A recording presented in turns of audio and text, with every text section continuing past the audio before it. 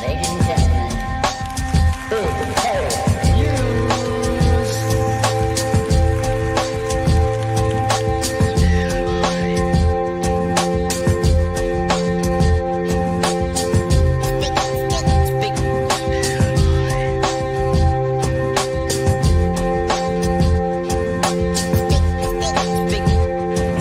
news.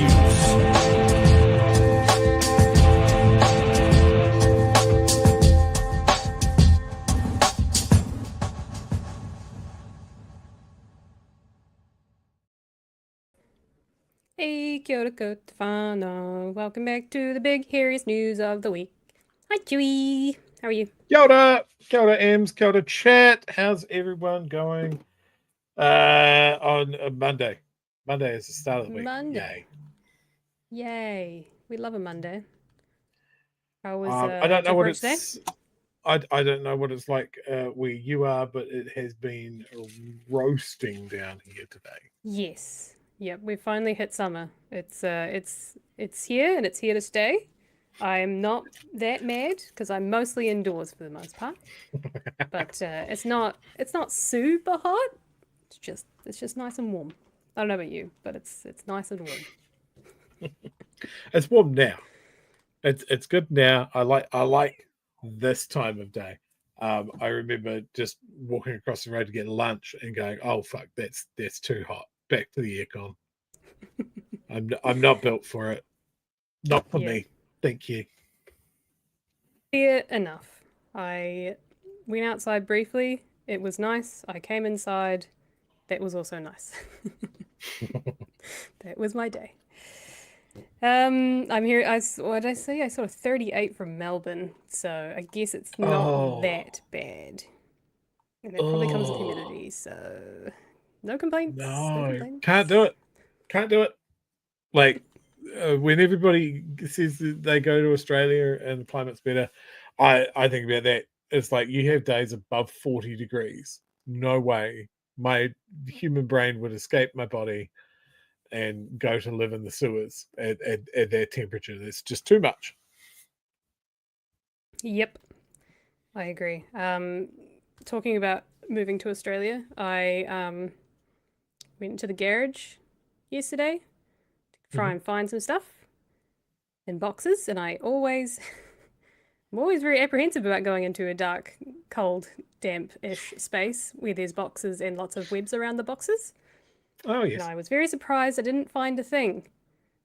Then I got inside, and right between my legs was what we think was a very fat spider. Could have been a whitetail, and I proceeded to have an I think we called it an arachnophobe attack. Basically hyperventilating, staring at it, waiting for someone to pick it up and put it away.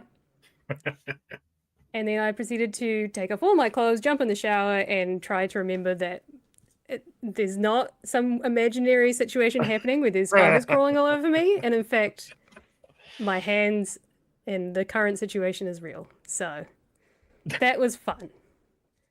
That's what arachnophobia looks like. Cool. Okay. I wouldn't wish that on anyone. That's great. No. I'm just glad I didn't have to try and get it out myself and someone else was there to do it, because I've had to do that before, and that is also not fun while you're just kind of doing like this and this and this, and you're just doing this for a good 30 minutes and then crying and then going, oh no, I can do it. Yep. So fun times. That was my Sunday.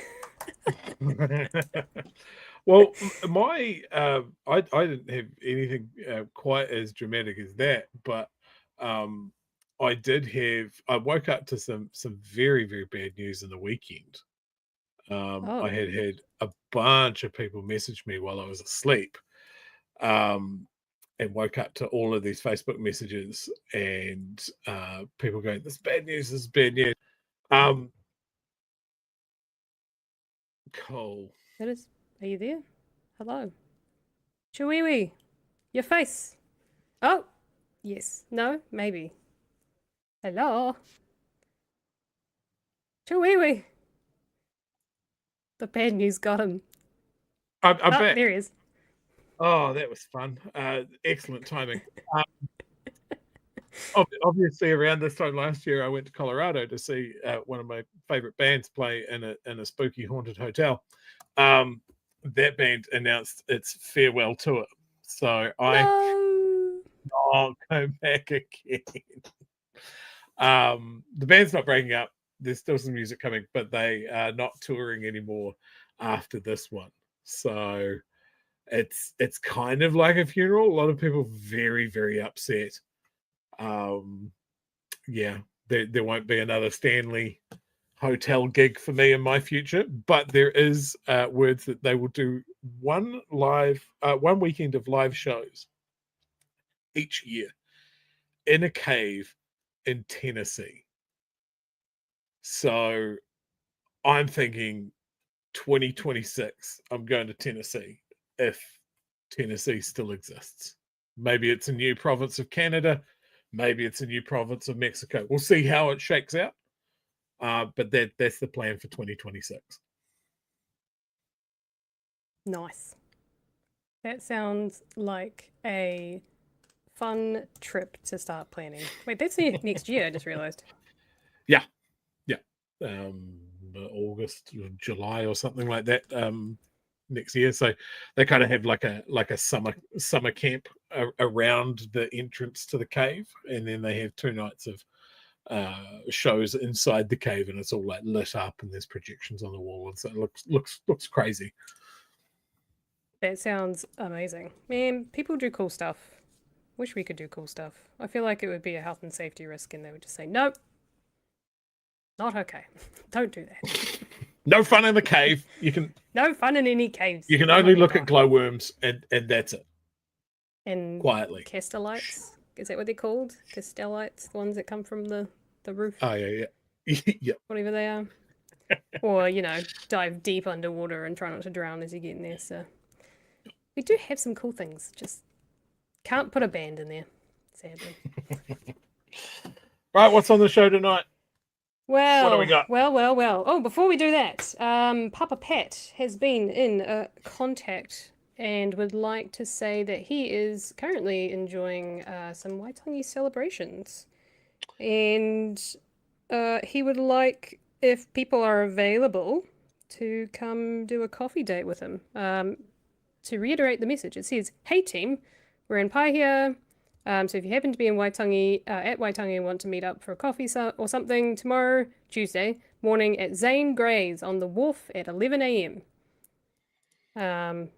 Yeah, it's a bit of a casual meetup, but Waitangi Day is going to be about 80,000 visitors, so it may be a bit more difficult to do it Waitangi Day. So if you're in the area, 11 a.m. tomorrow at Zane Gray's on the wharf, you can have a coffee with Pat. And yeah, that's a special treat. It is, especially because you guys are South Island. He's in the North Island. Make the most of it. So if you're around, that's where he will be.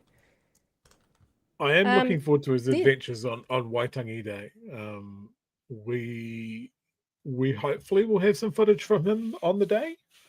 I believe we'll see how that shakes out. Yep, but yeah, he said he was should be gonna really post interesting. on Blue Sky and keep us updated. And then if there's anything exciting, we might do a bit of a live coverage. We'll see. It's all flexible. You can always join in if you want, Chewie, or we can talk about it on Thursday night. It's Thursday, right? Waitangi is Thursday. Yes. I am unfortunately working, but I will be here in the evening. No, how sad. I know. How sad. Boo hiss. Boo hoo. Well, shall we get into some, that would be, this one. Yes. Shall we get into the news of, the day? Absolutely. Somebody was named. Name suppression was lifted on, Tim Jago, former ACT president, ACT party president, named as the, person who sexually abused, boys when he was part of Surf Life Saving. There was an order there. I just forgot which ones it was.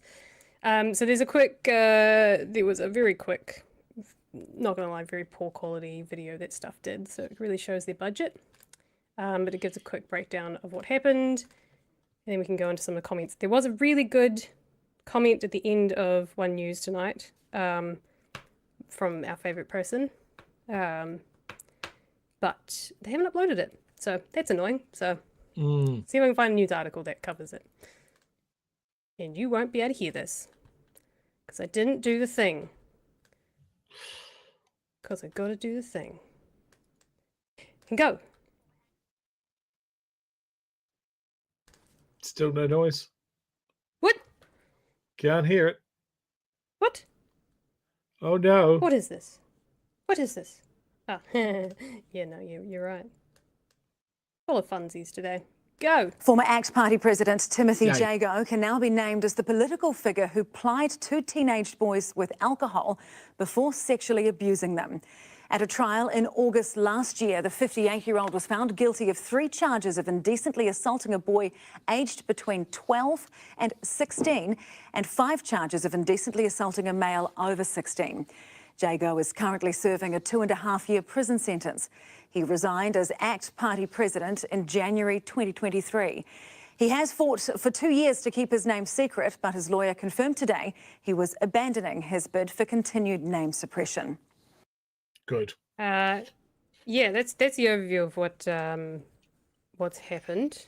This story came out November, October last year, but it was sort of an unnamed person. It was circulating before that.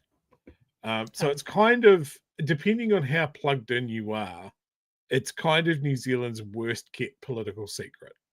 Now, I know some in the chat knew about it. We were playing whack-a-mole at one point, deleting comments lest we breach a name suppression order. But people didn't know who this was. And I'll tell you how I found out about it.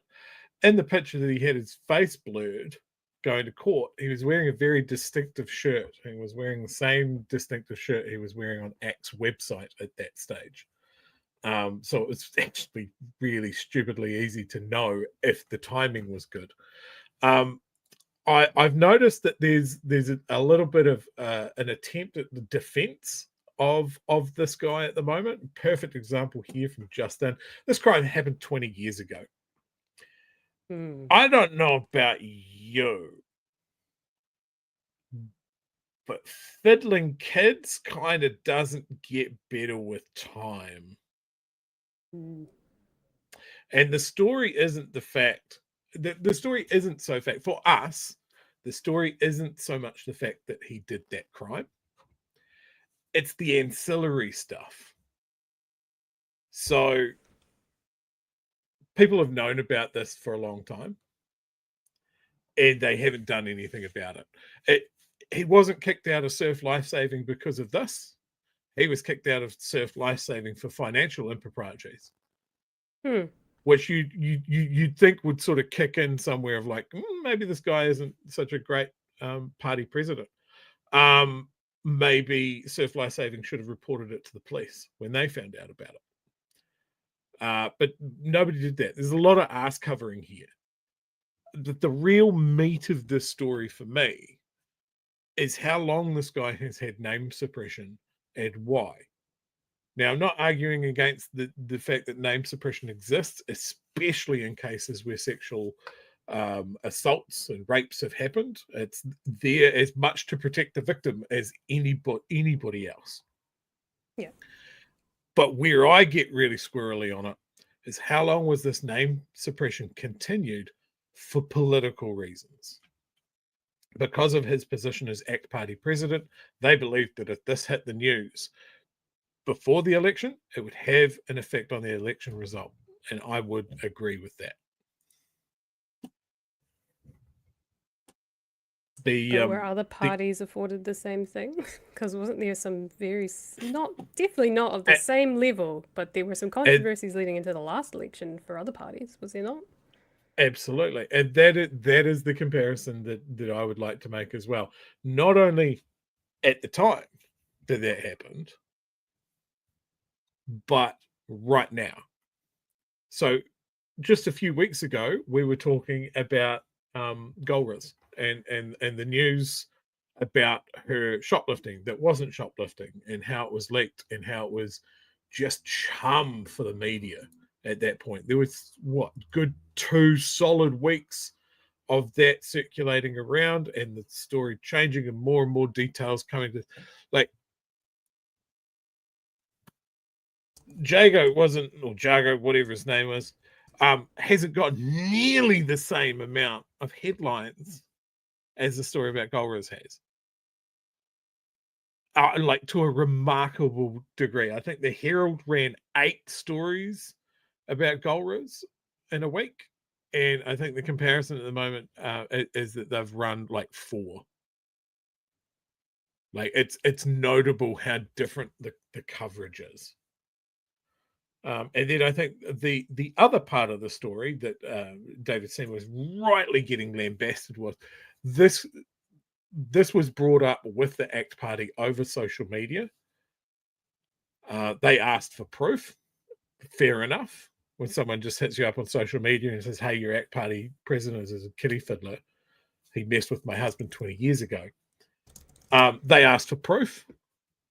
And then when proof was provided, they said, here, contact this employment lawyer. What's come out today is that employment lawyer works for a law firm run by a close family friend of David Seymour's mum. So the spider's web that is of ass covering that is going on about this.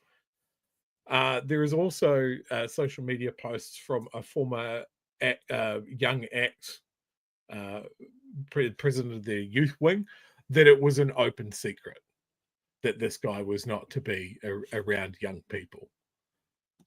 So there's a lot going on here, and I think trying to dismiss it as like, oh, it's not a news story because it happened 20 years ago. He didn't get punished for it 20 years ago, and a lot of people wanted to shut that story down for as long as possible, because you can't tell me that this news dropping just before the election wouldn't have had an effect on a party that got 8%. So yeah, that's kind of where we're at the moment. It's fucked.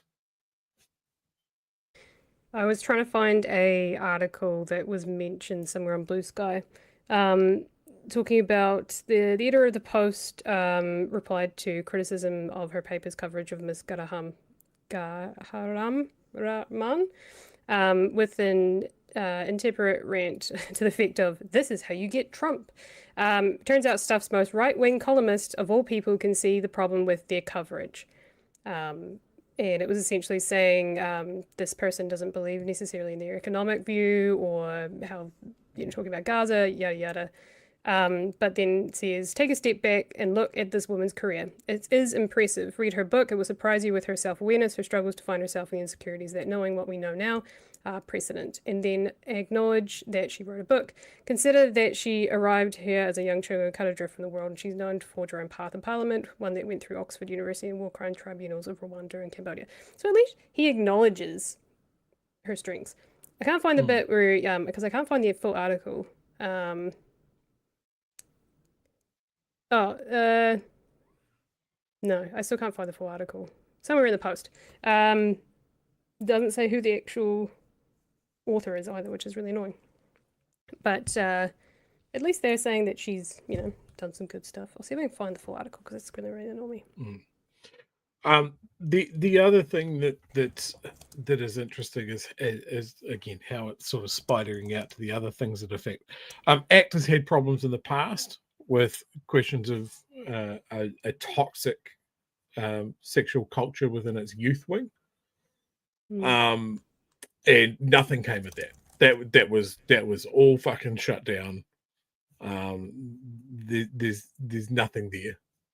It was just a dry hole that they didn't bother to follow up on. It led people to leave the party very, very angrily. The other thing, someone just tagged me on this on Discord, is the linking to the fact that the Minister of Children and the Minister for the Prevention of Family and Sexual Violence, they're both ministers. It's fucked. Like I don't see how that they can cover this. And I think, regardless of who it is and what party is involved, that sort of thing, this is why people don't come forward. Like, we had to wait 20 years and it becomes a political scandal and it gets shut down. Now, it's good that this guy's going to jail, like 100%. But other people try to cover their careers rather than going, wow, this is a really, really serious accusation, and going to this person going, the most appropriate thing you can do at this time is go to the police. We will also be going to the police. Not an employment lawyer, the police. So yeah, I'm sure Seymour is on the attack at this point. I haven't seen any footage of him being asked about it. I'm sure he'll just get pissy and roll his eyes and go, "Oh, I knew you guys were going to ask me this." Yeah, that's exactly what I was trying to find. Okay. Haven't uploaded it yet, which is really annoying. TVNZ sort your shit out. They've been really slack on it, actually uploading a lot of their stuff, but it's not even on the TVNZ. There's only 3 people working there now. Probably waiting for the tea lady to finish her round so they can upload it.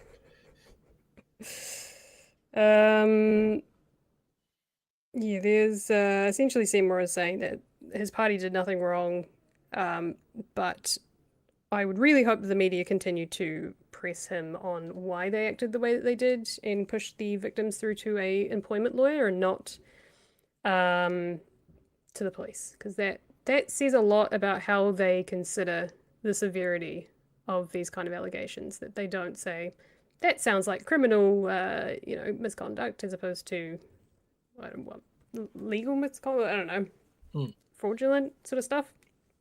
I guess is the other side of it, employment related misconduct. Yeah, I would have thought the first one was go to the police, but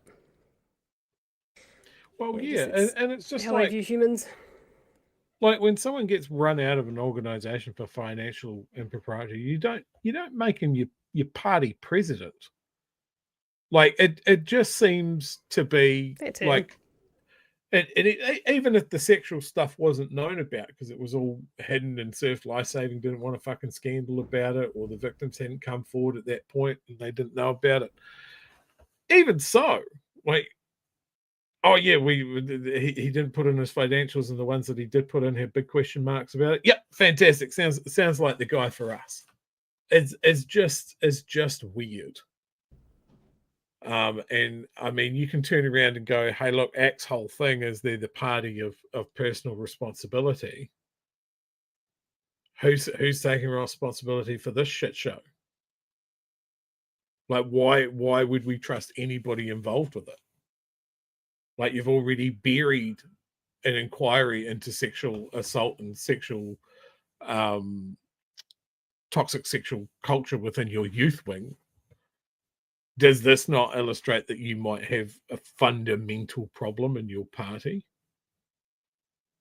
Wouldn't you want wouldn't you like to come clean? No, you just want to stuff everything in a box because you don't have the personal responsibility to so as with everything, ACT is they're a bunch of hypocrites. Because here was a good time to illustrate that you had responsibility and you blew it. So hopefully they get bashed around the head about this for ages. But we'll see. It won't come from the media, obviously.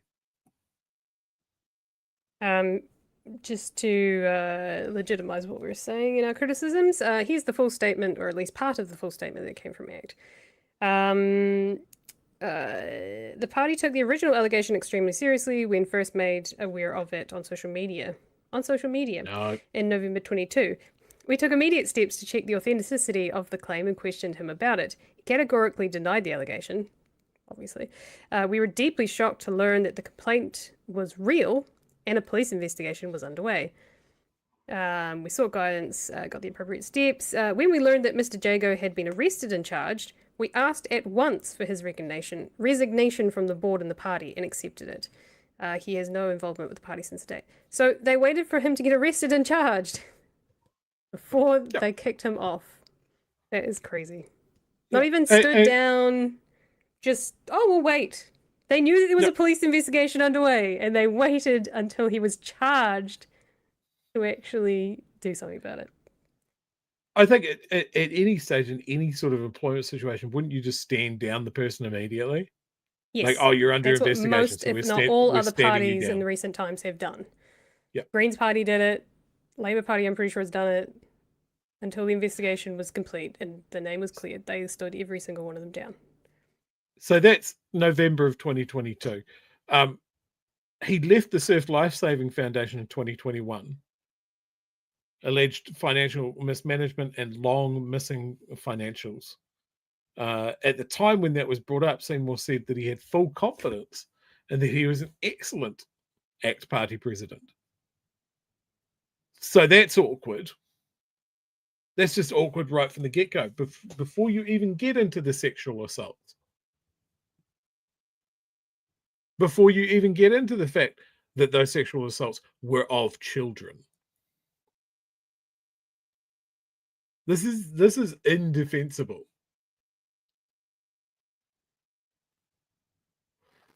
So yeah, I don't see how he can defend himself. Yep. And like I said, I really hope that the media latch onto this and they do not let it go and they hound him about it and really, really, really annoy him about it until they have made up for the number of times they did it for other people that have been in the news for other criminal misconduct. Yeah. As is being pointed out in the chat, Rawiri pointed it out in oral questions in August of 23 that ACT Party president was charged with heinous crimes. And I think, was he run out of the house for that or made to apologize? Something like that. But he came very, very close to breaching a name suppression. But there you go. Yes. So worst kept secret. That's worst kept secret, and now it's out in the open. And let's see what happens from here. Or it could just fizzle out, which is really sad if that's the case. Yeah. I don't have much faith in the media here. Like, all Seymour needs to do is circle his wagons and just give them nothing, which would be very, very difficult for him because he likes being an arrogant, smarmy little prick. My personal wish is that Jenna Lynch absolutely goes for him. Now, we've been critical of Jenna Lynch in the past because she is married to someone in the ACT Party. I think they're media person. So I've always questioned her impartiality when it comes to ACT. But judging from a clip that I saw over the weekend where she just goes, "Why are you like this?" And he goes, "What do you mean by that?" He goes, "Arrogant." I'm like, okay, you pissed off Jenna Lynch. Get him. Get him. No one's really called... anyone really called him out for being arrogant? Jacinda did. Yeah, it's true. She did. You fucking arrogant prick. Yeah. Yeah. Queen. But no one in the media really paints him that picture, I guess. Yeah. Yeah, no, he... Ugh. The least we have to talk about him better, but at the same time, I don't want the story to go anywhere. Yeah. So hopefully when ACT gets their shit together, I think we'll dip back into this tomorrow with some footage and actually see him field some questions about this because like this news, what did it drop on Friday? 31st. It was breaking news on the 31st. So breaking news on Friday, so no one's really got their teeth into it. It's the perfect place to drop news that you want to die is right before the weekend. Yeah, for sure. All right. Well, should we do some super chats? Yes. Mr. Arvids, $2. Latest late fee from me ever. $2. Thanks, Mr. Arvids. Melbourne Kiwi. Pity Jago wasn't a shoplifter. He would have got some headlines. Not a super chat, but Great point. Very true. Brian Turner, $2. Pedro Seymour resigns. Pedro Seymour. Can you? Is that an extra R, or is that a reference? No. Wow. We got to be careful there. Nobody's accusing David Seymour of being a pedophile. All he did was I'm just asking the question. Teens. But look, let's go with Pedro. Okay. Yeah. And maybe Shane Jones is going to clean house for him.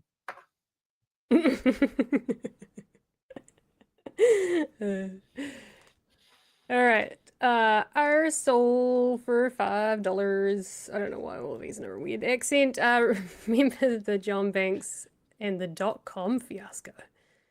Yep. Man, I haven't heard about .com for a while. I think we were talking to our friends overseas about it, and they're like, oh, do you have many people who just buy up property and like big millionaire people? And we're like, no, they all mostly come from New Zealand. You know, we had Kim.com for a while, but we get the odd one. But Kim.com did a lot of shady shit. And it's one of those things, like, usually I'd be like, if the Americans came to extradite someone, I'd say, oh, get fucked. But when it comes to Kim.com, please take him. And it's because of the dodgy shit that he was doing. It's the fact that he ruined an election with his internet party shenanigans. But the main reason was I worked at JB Hi-Fi when he released his album. And JB Hi-Fi had something to do with the promotion of that album. So we had to play their album once or 2 or 3 times a day for a month. And it was just horrible. I think they play it to people in Guantanamo Bay now. It's just horrific. And for that, right at the top of my list, I'll never forgive Kim.com. Disgusting. Kiwi Burb, $2. Don't trust the ACT party with children. Well, it seems to be going that way, doesn't it? Actually, to be fair, if you look at the video of him doing his not ACT party State of the Nation, the shit he did on whatever day it was that they were supposed to be Ratana. Every single head was either bald or white. Meaning white-haired and also white. So that tells you a lot about who the party is most engaged. Parents in the chat, answer me this: your kids come home and they tell you that they've joined the youth wing of the ACT party. What do you do? Grounded forever. Get out of my house. No son or daughter of mine's going to the ACT party. You'll stay in your room forever. I would disown them. And Mum goes sitting going, look, it's not that I'm angry. I'm just very disappointed. Now go find somewhere else to live. Oh, yeah. Send him to the Mahai to work in the kitchen. No Fortnite? Sell them. Move house. No Fortnite. Or sell them. Sell the child. No, that's how you get the ACT party president room at your house. I heard you got some kids for sale. Gross. Ooh. I'll take them. Gross. Right, last two. It's in the bill at $5. If Tim Jago was a beneficiary, ACT would go out of their way to name him in the house to get around name suppression. Yeah. Like as I said, there's people in comment sections crawling over themselves to sort of minimize what he's done and his links to the ACT party, and they don't see it. Like, I want to see what those same people that are defending them, what they said about Goldrich or what they said about Kiri Allen. You know, so as far as I'm concerned, we have seen from a political party in the last couple of years how you deal with something like this.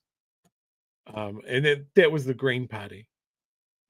They handled their issue with an MP faultlessly, in my opinion. They did an independent investigation. They were transparent all the way through. And here's the contrast. ACT Party, an absolute brick wall of no one saying anything. Yep. Chalk and cheese, but their supporters are fine with it.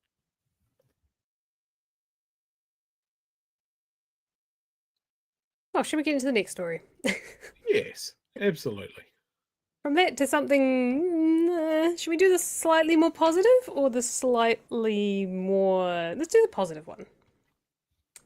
Let's do the positive one. Just a nice little nice nice story to cleanse the palate, shall we say? Guess who's back in the house? I think is it that way around? Marama Davidson. Oh, yes. Yes, I wondered where you're going. I had two in my head. I was like, guess who's back in the house? There's not two backpacks. And then the other one was guess who's back with a brand new track, I think was the other one. So just forgive me. It's fine. It's hot. It's the heat. I don't know. My brain's not working clearly. Marama Davidson is back at Waitangi. Of the North, there's arguably no place better than Waitangi for Marama Davidson to officially announce she's back. I purposely wanted to pick up on the excitement and vibe of the nation, sending a clear message that they stand for kotaitanga. Waitangi is also a perfect place to be able to do that.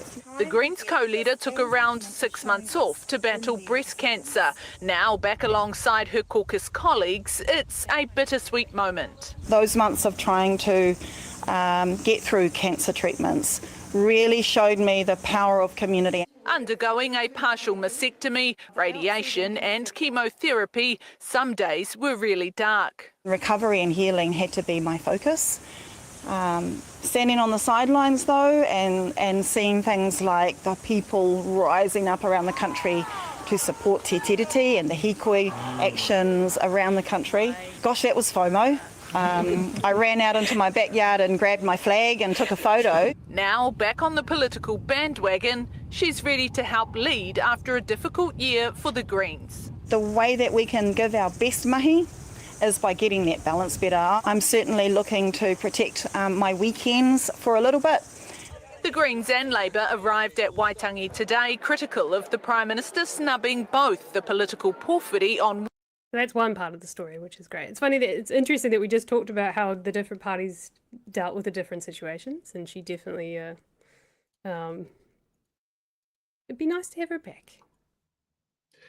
Yeah, I'm sure it was a difficult time for Chloe to be fronting the majority of that, eh? Chloe has taken everything on her shoulders like an absolute champion. But it must be so hard to have your friend and colleague just doing it tough. She mentioned that photo from the hikoi. That it's that image. Just I remember seeing this when it came out and going, "Oh my god, that is a hell of a shot." I'm stoked to see her back. I hope it's the right choice for her, that she doesn't work too hard, like ease herself back into it. I'm sure she's got great advice and she knows what she needs to do, but that's the sort of thing of like just concern. But I am over the moon to see her back and well enough to come back. Yeah, and stress is one of the major causes of what's the word? Relapse. I think technically it's relapse, isn't it? Yeah. I think so. Yeah, and politics is not an easy job, so good on her, but hopefully things go well. But I'm sure Chloe will be very excited to start the new year with her co-leader. I can imagine. Second part of the story was about Luxon, jellyfish Luxon, Cuxon. Jellyfish Man. Backdoor Luxon, Jellyfish Man, who is not attending Waitangi this year. And I think Chris Hippens makes a good point that he could do all of the things because he'll be spending it here in Akaroa and Christchurch with Ngāi Tahu. So we'll have a quick look at ye old Critical of the Prime Minister snubbing both the political porphyry on Wednesday and the Waitangi dawn service on Thursday, instead opting to head south to Ngaitahu. But there's no reason why he can't do both. So he could be with Ngāi Tahu on Waitangi Day itself, but still be here for the porphyry on the 5th, when all of the other political parties will be welcomed. They say Christopher Luxon should face the music. I think it says that the Prime Minister's not interested in engaging with or listening to the people who are being affected by his government's decisions. This is when the Prime Minister has an opportunity to come and listen, to come and confront, to come and front up. The politics at Waitangi well and truly underway. So we started off to Waitangi week. Some exciting things and some exciting things to look forward to. There was also a story tonight about the Te Tii Marae, which is the house, or the marae where the treaty was signed. Media have been blocked from going in there for about the last 5 years, and there was some great footage of I think John Key getting manhandled a little bit. Quite a contentious location, and because it had been done up and reopened, it was the first time cameras were allowed on site. I think most of that footage was from that, if I'm not mistaken. Yeah. I mean, when he announced that he wasn't going,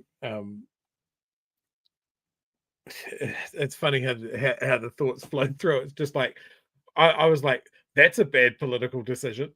Like that's just undeniably a bad political decision, because he is bad at this. He's bad at being a politician. He makes bad decisions. So 100% predictable, on brand. Nobody in his team said, hey man, I think this is a time that you should go. No, I won't. Too scary. Running away. We'll go to some Māori thing, but far, far away from Waitangi. The moment that he did that, I was like, cool. So Waitangi is just going to be a much more positive thing because of it. Like, David Seymour's been asked to stay away. Cool. Make it all about Māori. All about all the good work that has been done since the election. That unified front. That's what it's all about now. And Luxon can go and have his barbecue in Akaroa, and cool. Hopefully very little coverage. I don't know why Kataehu extended an invite to him. It's strange. It would have been pretty funny if he was like, oh, I'm going to spend Waitangi Day with a different Māori tribe. And people would go, which one? Where? And he goes, oh, you don't know them. They're different tribe. Just let him stew on that. Is it the old rich people on Waiheke Island? Is that where he's going for Waitangi? It just turns out that he's going to fucking the Possibly Club or whatever it is. But yeah, it's I'm looking forward to this Waitangi, because I think it will be overall, like, just glaringly a more positive one than we've had, and I think that's what's needed this time around. I'm glad that the politicians, well, the anti-politicians aren't going there to try and drum up their side of the story. Fuck them. That is one big positive, I guess. Yep, absolutely.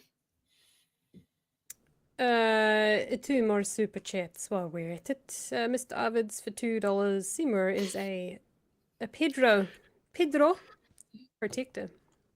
That sounds like the start of the world's worst Avengers.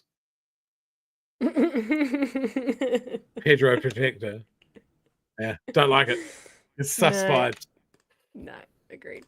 Gareth, $8.99. I hear that the UN Committee Against Torture has taken up your case against JB Hi-Fi Chewie.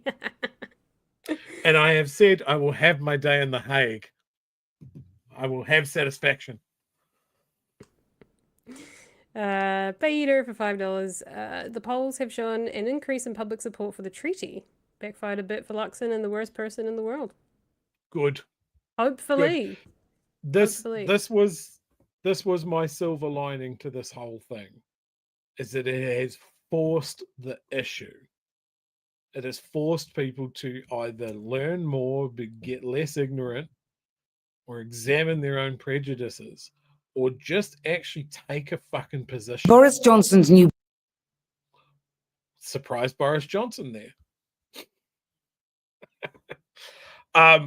So yeah, look, I think there's been so much in the media. There's been so much discussion about the principles of the treaty and what the treaty means, and the fact that the treaty is not just the treaty, there's Te Tii as well.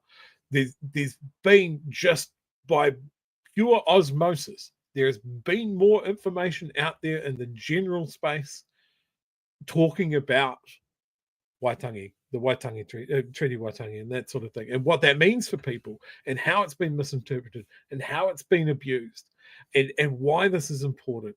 And then couple that with people's natural suspicion of a lizard wearing a human suit called David Seymour. I think that's the thing. The man has no riz, and people don't trust him because of it. He's actually heard his own argument. It's dragged a lot of ugliness to the surface, but there's also been a lot of disinfectant applied as well. So hope against hope. That's where we're going. We've ripped the Band-Aid a little bit. Speaking of information, RNZ recently have uploaded 4, 5, 6, even 9, quite a lot of these talks about the treaty. And I was watching this one earlier. I was going to show some clips, but we'll see how we go for time, maybe perhaps tomorrow. But there's some fascinating, what would you call it? History that is like beyond just the, when it was signed, how it was signed. It's all it's the expertise of these people really coming through, of like the nuance of it, and who exactly Hobson was and what his intentions were. And I learned something today about the one with Eru. This one was fascinating because he mentioned, I only watched the first wee bit of it, but he mentioned the first constitution that was signed before the treaty, which was like mind-blowing for me because I didn't even know this document existed. So I highly recommend it. Go to the RNZ YouTube channel and seek these out, because I watched 2 of them and they were amazing. So I can imagine the rest of them will be super awesome to watch. And even the one with Peter Ads, I learned so much in just 40 minutes. I think I have those all saved to my watch later playlist. But one of the things that came out just from watching the submissions process, the oral submissions there, is the absolute gulf of between the submitters that are for the bill and those that are against.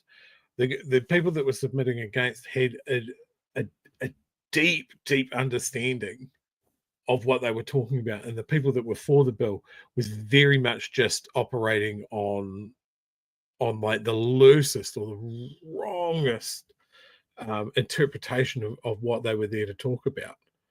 And it just stuck out. So to see people that have spent huge chunks of their career around this, and just talking about it just naturally, like you don't get buried in all of these terms or anything like that. It's a very natural discussion from what I've seen. So yes, again, second vote for go and watch that series. RNZ have done some very, very important work there. Yeah, and I would argue on with Peter Ads. He talks about it like a historian would speak about something. It's very apolitical, it's very factual, it's very, I wouldn't say it's biased or unbiased, because he does, he says when he assumes things, he's like, well, we can assume from documents we don't actually know. And the person interviewing will interject and say certain things that I would say is still truthful. Like I don't think anything is unbiased entirely, but it's very factual about it, and he's very he clearly knows his stuff, because some of the questions that she asks, he's speaking about the facts of the time and what they know from historical documents and things. So it's not one of those At least that one with him. And I don't think any of them are very much like they're trying to ram specific talking points or feelings or as such, which I think some people kind of get annoyed with. It's very, very factual based, very factual, very well researched, clearly people that know their stuff, and highly recommend it. Yeah. Nice. Go and watch them. Good for Waitangi week. Yep, absolutely. All right. More super chats. Love me the super chats. Mr. Arvids. Sorry, it's because you, Mr. Arvids. I just keep wanting to say Mr. Arvids. $2. You don't know them if they go to another party. Oh, it's so good. So good. Oh, I love that. Very good. Very good. Jacksopedia, $3.49. $3.49, sorry. Emma, I submit M's. You need a Nala equivalent? Oh, I do have a Nala equivalent. There's a cat in a box. I've seen 2 cats. If you can Is look there a black really one closely, and a pale one? those are cat feet. Those are little beans. Those are little beans. The other one, she goes in and out. She does things. I don't have a cat cam, sadly. I could bring the box over, but that would require, maybe by the end of the show, we'll see. Maybe one day. I'll ask Pat if he can sponsor a cat cam. New hashtag. No Riz Rimmer. Excellent. Gross. No Riz. The man is a Riz desert. He's like a black hole. We can see him because of the absence of Riz. Like most people even have just even a little bit of Riz. He has none. None. More cats, please. We're going to make that hashtag work. So it says I think Chewie would be a cat. I am not a cat. I am a dog person. Proud dog person. Yes. Very cute dog too. Have you? Sorry, this is a little bit of a tangent. Have you been watching the American stuff over the weekend? What of the American stuff? Because it just keeps coming. Yeah, and it feels a little bit like a coup. A little bit. Basically, Elon sent a bunch of people into a very boring but very important government department, and now has access to an enormous amount of information about where the US government spends its money. People's personal information, emails, social security numbers, all of that sort of thing. And this is an unelected person with a kind of made-up government department that hasn't been approved in any way, sending just random employees to plug personal laptops and take hard drives from federal databases and federal servers. And it just seems like it's so fucking crazy that people just don't know how to react to it. And so that, combined with an absolute stop on a huge range of funding and grants, which includes veterans benefits, disabled benefits, overseas programs like USAID, as an example, that all stopped. And then in the streets in several major US cities, a dedicated campaign from ICE to find illegal immigrants is kicking off. It is a very, very scary place in the US. And I think people are starting to notice how fucking batshit insane it is, but nobody really seems to know what to do about it. It's sort of like there's no real comparison to what's happened here, but I think it's the fact that same sort of thing here, blown away by the speed and the way that this government has dismantled a whole lot of stuff here. That is what's happening in the US. With far more money, far more people, and far more implication, I guess. Like Trump blowing up the free trade agreement that he set up with Mexico and Canada. He's kicked off a trade war with his two new, like it's just insane. No, like nothing works. you know, I'm sure you've seen Trudeau's speech to Americans that was doing the rounds over the weekend. Like, that might will retaliate. That might save his career. Like, yeah, it's true. Like, big chunk of Canada really doesn't like Trudeau. Like, for a very similar reason, he was the leader through COVID, and we know how well leaders through COVID did. People don't like him. But this is United Canadians in a way that hadn't happened in a long time. So his very strong position of like, well, okay, if you want, but this is going to hurt you, has united people behind him in a way that might save him in the upcoming election over there.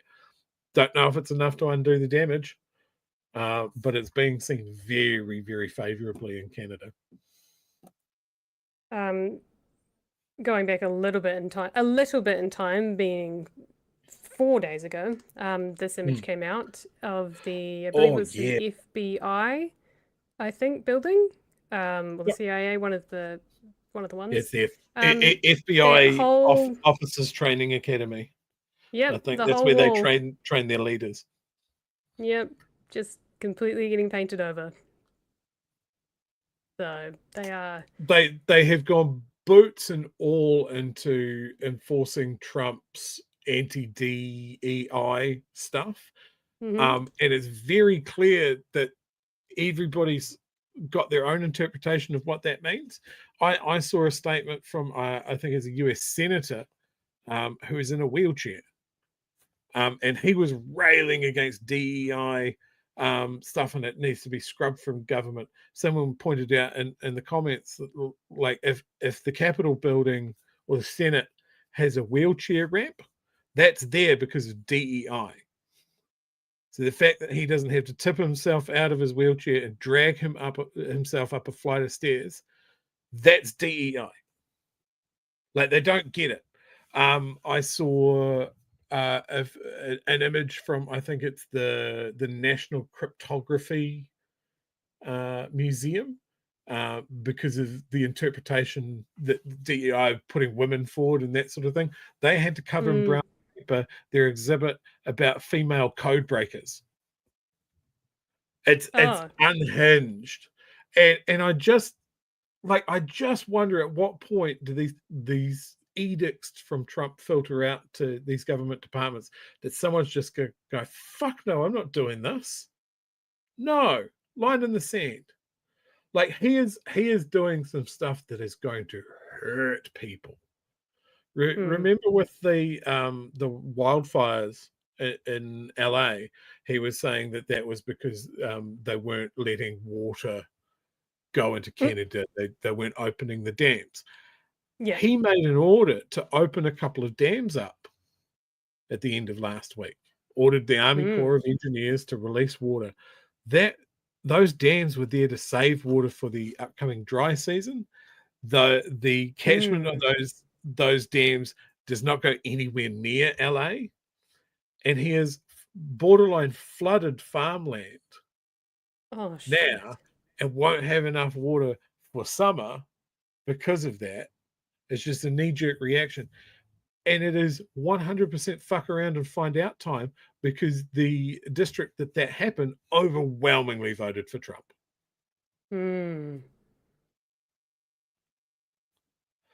So it is super, super weird over there. Like, it's weirder than his first term. And I think that is because he has less adults in the room at this time. Yeah. And he knew that was the thing that was going to enable him to do this shit.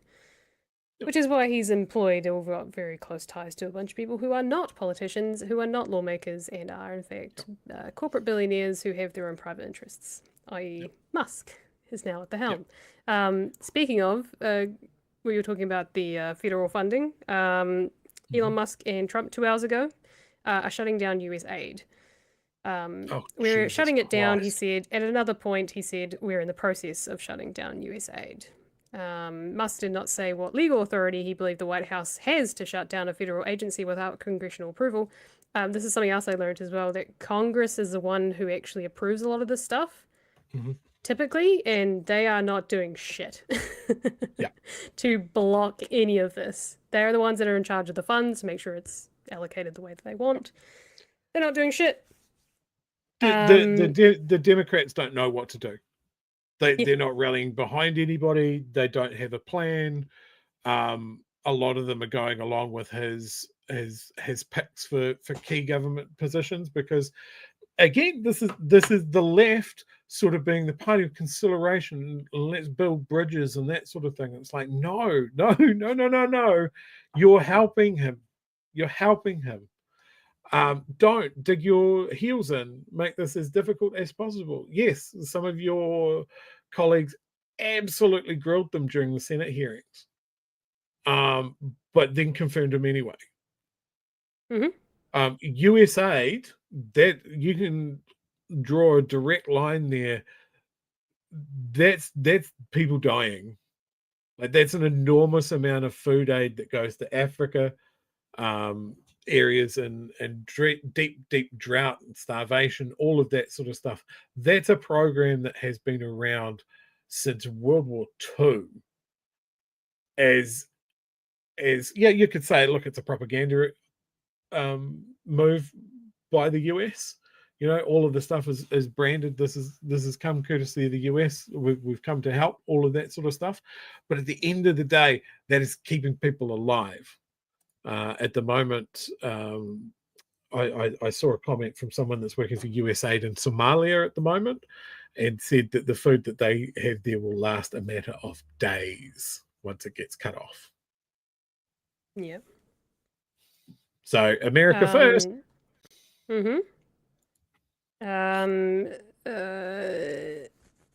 a post in X, Musk added that he spent the weekend feeding US aid into the wood chipper. These are his words. Could gone to some great parties, did that instead. And then saying regulations basically should be default gone. Default gone, not default there, default gone, he said. Although he did not make clear if he was speaking for himself or for others in the administration. Jesus, that's scary. Yeah, this is our shot. This is the best hand of cards we're ever going to have, he said, now or never. Wow. So, yes, and it's scary how much of the stuff I keep listening to. I think it was the press secretary lady in her first stand-up last week that was just absolute... Oh, she's just dreadful. Batshit crazy. Some of the stuff that she was saying eerily echoed what our ministers were saying in a different way, but very echoey of like, it's about economy, it's about growth, it's about, all of these things. And I was like, that sounds very familiar. Sort of austerity playbook, but this is beyond this. This is like authoritarian dictatorship playbook. I saw a thing being shared around that said and I have no idea. Look, it's a meme. I don't know how true this is. But it was saying the average empire lasts for about 250 years. And America's at 248 at the moment. Right on time. It does feel like the autumn days of the Roman Empire here. Maybe the Canadians are going to end up being the barbarians coming down from the frozen north. They burn the White House again. Yeah. So fun times in America, but no, it does not get lost on me what's happening over there. It's just there's so much between here and there. You just don't know what to do. It seems to me also like Musk is going after civilian federal programs and that sort of thing. What happens when they try and withdraw from NATO? Like, this is something that the European countries have been terrified of, and it's, it would tie, like, it's crazy, it's fucking crazy, but at the same time, it ties in with some of the things that Trump is saying. If he wants Greenland, you can't take it off a NATO member. If you're not in NATO, it doesn't matter anymore. It's just bizarre. just crazy stuff. Talking to my friends in the US, a couple of them work in the federal government, and it is a mix of confusion and just very real fear for the way it's going. There is a subreddit on Reddit called Fed News that is used by a lot of federal workers, and it's panic. It's absolute panic. Understandably. Yep, absolutely. Like they're not the CDC is no longer reporting stuff about the bird flu. So people don't have any information on how that's spreading or what they can do to stop the spread of it.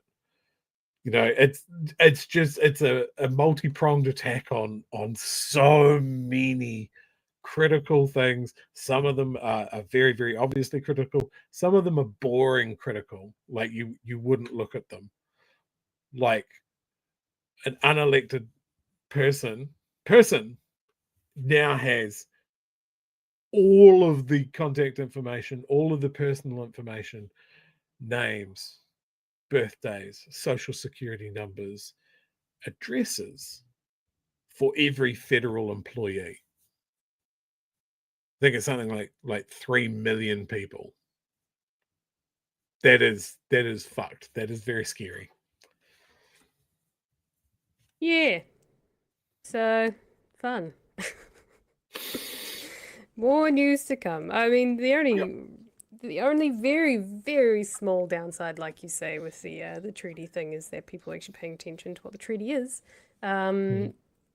Americans are now finding out what voting for Trump really meant, or how all of these systems actually impact their daily life. Yeah, I mean, how much power government might have when they abuse already it. seen people go, you know, well, okay, this trade war is going to absolutely tank people's investments and the stock exchange when it opens and all of that sort of stuff. And people are already going, well, Trump wouldn't have had to do this if Biden hadn't have done such a bad job. So they are so in the cult that it doesn't matter. Like if it doesn't work, it's Biden's fault. If it does work, then it's Trump's genius. They won't see it any other way.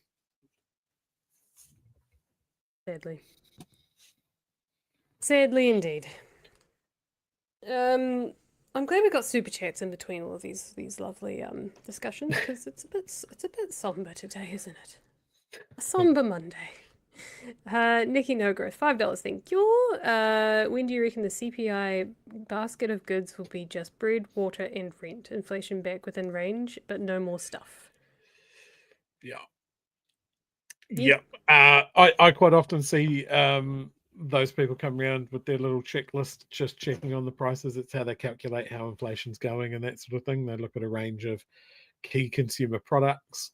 So yeah, that would be amazing. Yeah, if Willis just keeps on cutting products out of it.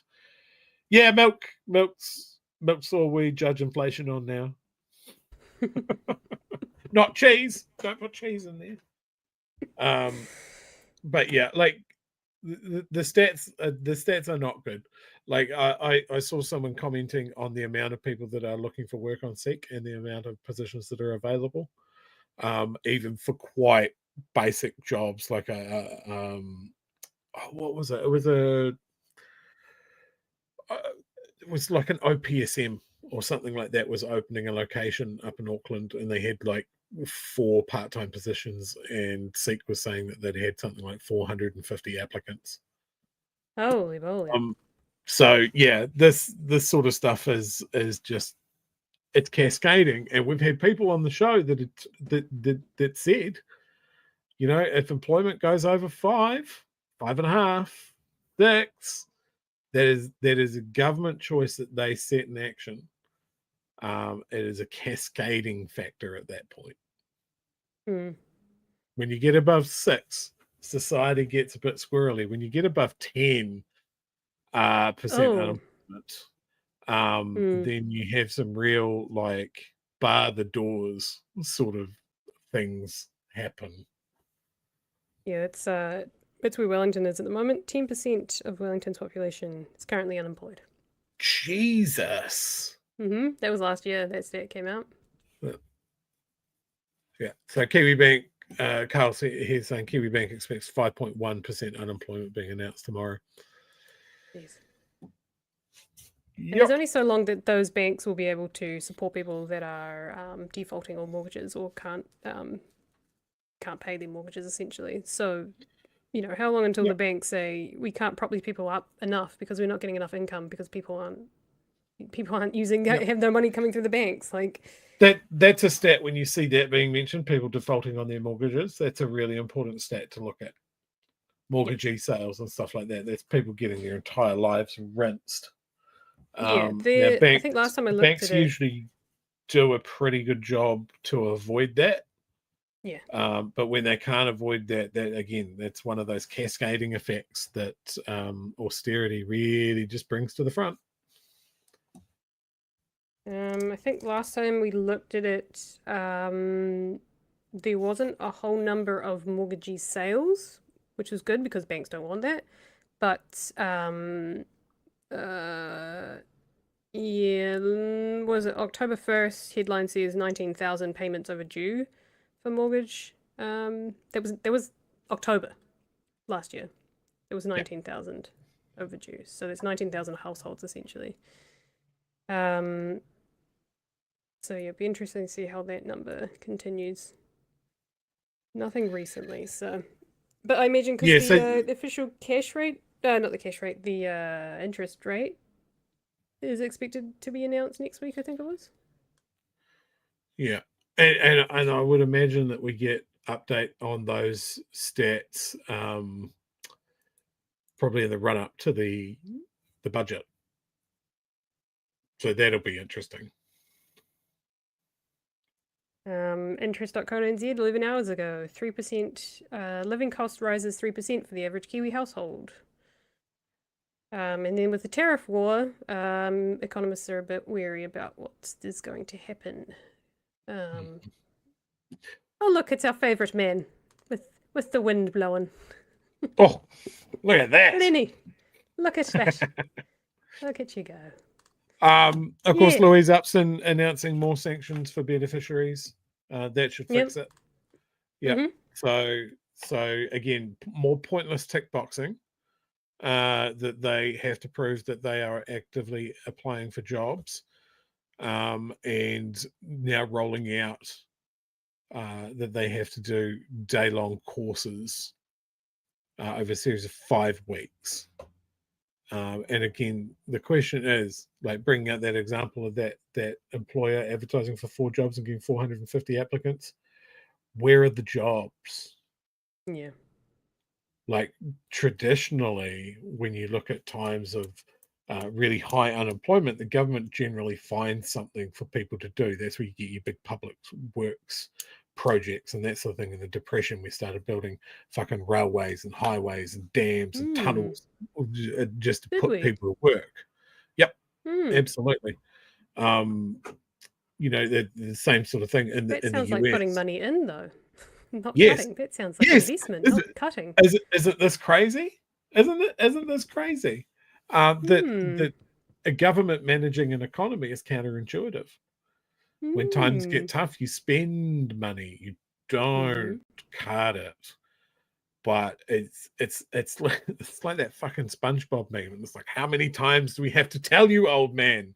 Like, this should be carved in rock at this point. Undeniable law of economics. This is what you need to do. It's not a business. It doesn't work like a business. You are not a business. You are managing a society and an economy, and it's different. This is what happens when you get right-wing governments that are full of business people that think the government works like a business. And it fucking doesn't. Never has, never will. They just keep trying. Yep. I wonder if Labour get in next time, which, God, freaking help me. Got to work. I'm hoping that they have to work hard. It's not a given. And I really hope that Trump sets alarm bells and people see the parallels between what he is doing and what the government is doing. And they go, actually, this doesn't look so good for them. I hope we're not going in the same direction. Maybe we should pivot to the other side again. But how much damage will this government do that it'll hamper the efforts of the next government to actually be able to fix it in 3 years? It's going to put us in a hell of a lot of debt to fix it, right? The question for me is, when is someone on the left going to learn the lesson? What they're doing now is not working, and that this is a global fucking thing. Is that again, the like all of these left wing, and it's all relative. Someone jumped on me for the comment of talking about the American left, the Democrats. Yes, the Democrats are right wing for us. It's fucking crazy, but they're for want of a better term, left wing in the American space. But they all do the thing that they're trying to be the adult. They're trying to be the people that make compromise, and that's how we get cross-party support. But it's all one-way traffic. Like if you cross the floor to do something in the hope that they are going to cross the floor for something that you find important, they're not fucking going to. And like all of these left-wing governments, I think, are not learning the lessons that their right-wing counterparts are when it comes to someone like Trump. Like Trump is not an unknown thing. We've had people like Trump before, populists, ignorant strongmen. I saw a thing today actually about how Trump is the perfect African president. And they took quotes from him that just mirror what Idi Amin said about himself, that he was the smartest and people like him and he's got all the money. He's got the best brain. So, yeah, we've seen these strong men before. It's the reason that Trump likes them so much. Like he likes Kim Jong-un because he's a man. He likes Putin. He wants to be like that. He's like Mussolini. He's read Mein Kampf, for fuck's sake. We have seen these people before. And then the left-wing guys, they don't go, oh, okay, we need to be a little bit more 1930s about this whole thing. We're a people's workers movement. We need to be agitating for better wage and conditions. We need to support unemployed workers. We need to do this, that, and the other thing. We need to stop these authority figures backsliding our countries into fascism because being nice isn't working. Like, how many times do you have to be nice before you realize that it's not fucking working and they're taking liberties? America's learning that lesson in fucking real time because they have given the keys to the castle to a foreign tech billionaire who believes that the things that make things work are a framework to be destroyed. And he's going to do it on the weekend because the government doesn't work on the weekend. So the guys on the right wing everywhere else, they're taking notes. What Trump's doing is working. What he's getting away with. What's the left doing? Hoping that they can work with the right wing team and come from a point of consensus, and they burn everything to the ground. You're not going to build bridges with these people. Sadly not. Oh, you filled the show with 2-ish stories. No, 3 stories actually. That was technically we did 3. Stories, so. Did 3. That negates my it pushes over my very not so interesting, if I'm honest, story about there was a bit of a puff piece about Singaporean education. Thanks to the Asian New Zealand Foundation, which has some interesting points, but we can come back to it at a later date because otherwise we could be here for quite a while. So I will have things to add there. A friend of mine's wife was a teacher in Singapore, and the things that she said about the Singaporean education system in conjunction with the New Zealand system. She has criticisms on both sides, but the stuff that she says about Singapore is enlightening. So, yeah, we should definitely hit that tomorrow. Very, very interesting because this is quite the puff piece. And I got my household statistician who I was like, I need these numbers to make sense. He's like, no, you're trying to paint a narrative. And I'm like, okay, fair point. But also, there is still interesting stuff in this data. So I wasn't trying to mix the numbers. I just wanted different numbers so I had a bigger picture, because the numbers they were giving me were not really making sense either. So he gave me some extra numbers, which are very factual. And yeah, we can get into it tomorrow, which I'm looking forward to. Unless something very, very exciting happens. But I can imagine it's probably going to be the same 3 stories this week. Trump, Waitangi, and maybe some more Jago stuff. We'll see. Yeah, hopefully there's more to that. I really want someone to get stuck into him on that one. Yep, 100%, 100%. Yes, meow meows. There are meow meows. They are in and out meow meows. I don't know. He just went. Meow. He makes old cat noises nowadays. He's an old man. Oh, you're down there. Hey, buddy. All right. Oh, geez, but super chats keep growing. Let's get through these super chats and then we can send out the show. Peter for $2. Trudeau has found his mojo. Yes, I hope so. Nice little rhyme there. The Falconer for $2. America is looking like pre-war Germany every day. Lots of very simple parallels there. As a student of history, it is fucking terrifying, and I wish I didn't know history at this point. Yep. XL Deer for $5. Bird flu, TB, Ebola outbreaks because tube blocking this. Yes, so this is another thing that I've noticed, like with the Bezos and Google and Meta and all of that sort of stuff rallying around Trump. I've noticed the algorithm shift. I'm getting recommended more stuff on Facebook from right-wing American politicians talking about wokeness out of fucking nowhere over the last week. And things like is being discussed there of having to edit words to make sure that they aren't shadow banned or just outright censored. So yeah, whatever is happening in America because of our reliance on American tech companies is going to affect everything. It is fucked. Quick side note. The thing was Peter actually. Was it Peter? Was it you? Someone else was saying online to find non-American alternatives to as much stuff as you can. Actually, that's echoed from a lot of things. Try to find small businesses, non-corporate managed shit to get your services from and stop giving them money. It's really hard to do, but every little bit, I think. I mean, I was talking at the top of the show about a potential trip to the US.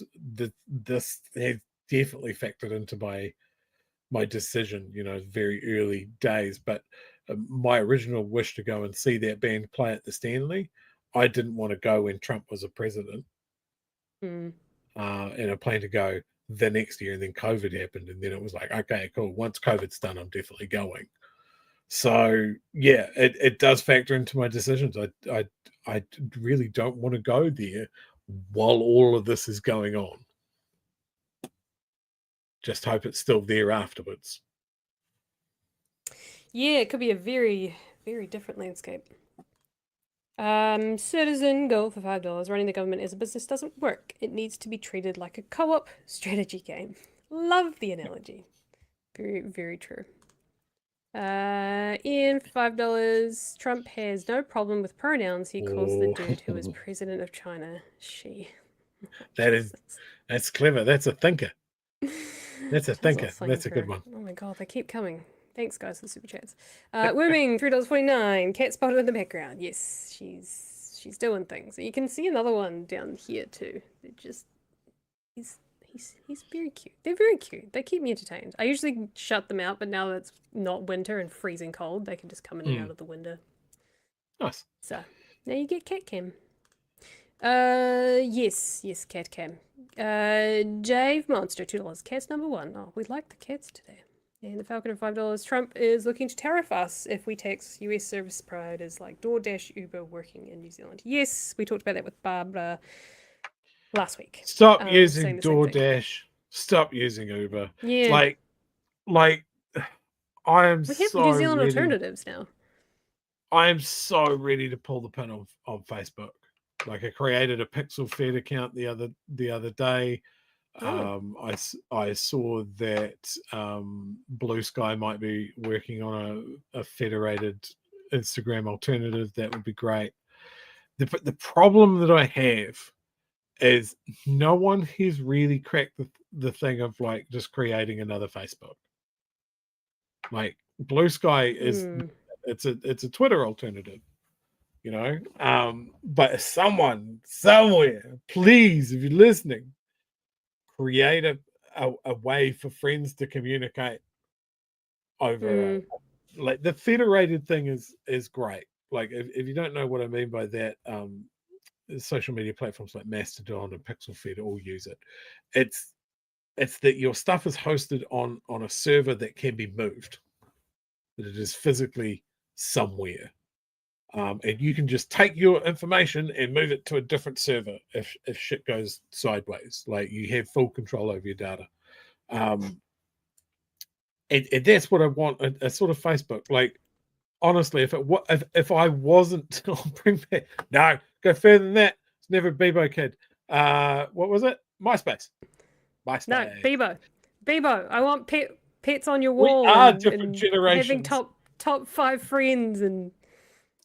So here's the crazy thing: Bebo and MySpace, when kids just via osmosis learn how to code just to make those things work. GeoCities. Nobody's bringing up Habbo Hotel. Yes, I was watching deep dives about the financial fraud inside of it's fascinating. It's still like a thriving. Oh my god, it's those I found some really good deep dive what you say style analyzing YouTube channels for while I'm sleeping. It's so good. I think the place that Meta is at the moment, that they have fucked up what has made their product good in the past to a point where someone just spins up something, anything, people will jump. But nobody's done it yet. Nobody's done it, and like it would be great if it wasn't a US company. Just saying. Like where is the Europeans with their social media platforms? You know, surely there's going to be a German somewhere that's spinning up something to rate girls based on their attractiveness that can be spun into a world-spanning information harvesting point of contention. Good point. Meta keeps buying them all. Yeah, well, yeah, that's Silicon Valley down to a T, right? Oh shit, this looks like it could be a better idea than us. Throw a fuck ton of money at it and make it go away. Yeah, I imagine that's because the GDPR, there's probably not a great thriving business model with all. I think the shitty thing is with all of those tech things is they cost so much money to run, and it just like server wise and technology wise, and then you've got technology that keeps moving and bug fixes. It costs so much money to run them, so it's hard to do it on a slim budget. Not to say that people haven't, but yeah. But yeah, everything has its downsides. Like I had someone mention, one of the major investors to Blue Sky. You know, Blue Sky, the thing that I've been saying is the perfect fucking way to get off Twitter. One of the companies that is apparently heavily invested in them is a Israeli defense industry organization, and I'm trying to get an answer about that. But nothing is perfect. But as we said, perfect is the enemy of good. So just need something like, I just want off Meta. I just, they have too much of my information and I don't like it. But it still has some got a great alternative for you if you're interested. Oh, fucking the worst social media. It's basically old Facebook. At this point, it is old Facebook. It is the same shit. I don't know what makes people write posts the way they do on LinkedIn, but they all sound the same, and they are fucking cooked. Do I have a deep dive for you one day? Oh. I don't even know. I could go on for this for about 30 minutes.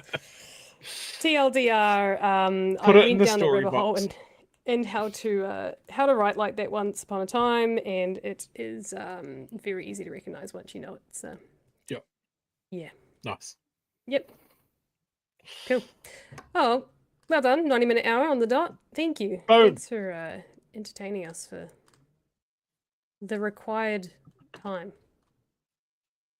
I shall bring up the thing that sends us off once I figure out where it's disappeared to. Because I have a lot of things. Second reminder of the night. Pat will be in Paihia tomorrow at 11 a.m. At Zane Gray's. If you guys want to meet him for a bit of a meet. Tomorrow, 11 a.m., Zane Gray's on the wharf. If you want to go and meet Pat for a coffee. And you're in Waitangi area. Yeah. So he just wanted me to plug that once more. So that you guys don't miss out. If you'd like to see a Te Papa Pat.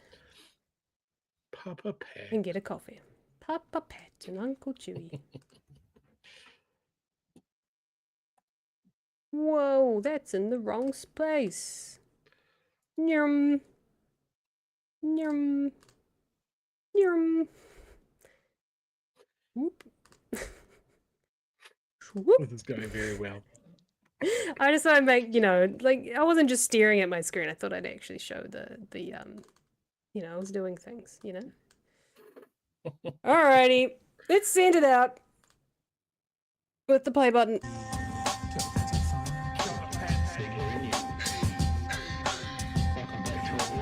I do this. Help us settle a debate, whether it be thoughtful or funny, even if we're all creatures of hate. It's a fine line that we're walking together. For better, push aside the temptation to berate. Let's take a note of the corners we stand in. As many points as the hairs on my chinny chin chin. When the news that we're watching is hairy, knowing all the things that we need to be wary of. Like the rich have their hand out for rewards, while the many have to work out what they can afford. And the rest of us ain't paying attention, or maybe have questions we're too worried to mention. Other media is still dwelling on trivial facts, vetting bees from the rice and the mice from the rats, and picking and choosing a warpath to run, and linking ourselves with the hill to die on. It's gotta come down to a welcoming vibe, with an A and a self and a higher in mind. All have a lean either this way or that, and will be analyzed by what Chewie and Pat. With the evil in the world trying to mess with your head, and you're sitting on the couch, you're thinking chivalry's dead. Each night, 2 nights, they're gonna sing you to bed. It's Big Hairy News. Thanks for watching tonight, guys. I hope you enjoyed all of the wonderful, very, very positive news for the day. Chewie, anything to add? Yes, hopefully that something will happen. Aliens will come overnight and we have nothing to talk about tomorrow. That's my enduring hope. I welcome our overlords. Catch us in here tomorrow at 9 p.m. for more Big Hairy News with me and Chewie Wee, and hopefully some pictures from Pat. Good night, guys. Bye. Cheers, man. Bye. Bye-bye.